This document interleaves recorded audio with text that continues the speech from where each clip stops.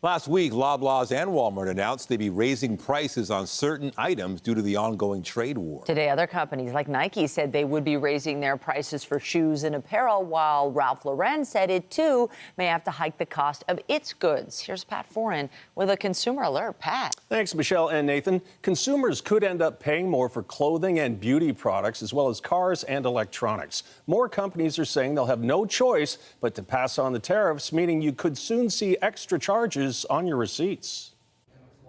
More than half of U.S. businesses surveyed by the Alliance Insurance Company say they plan to raise prices to cover the added costs of tariffs.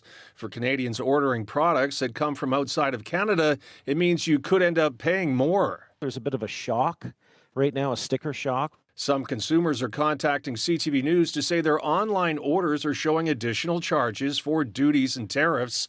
This towel, listed for $95, came to $209 with shipping, duties, and taxes.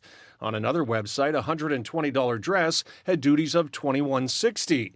On TikTok, a fan of Tate McRae was shocked when more than $100 was added to her clothing purchase from the singer's website. $134 for government charges.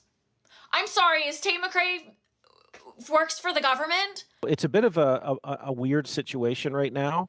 Different manufacturers, smaller ones, are deciding how they want to show that tariff, if they want to show it at all.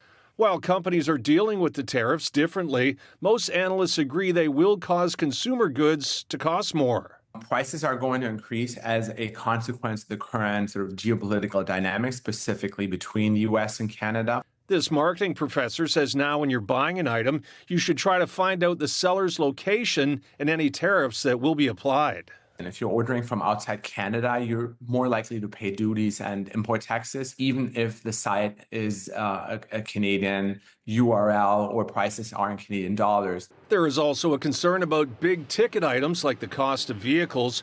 With the uncertainty in the auto market, many Canadians have purchased new and used cars over the past 3 months.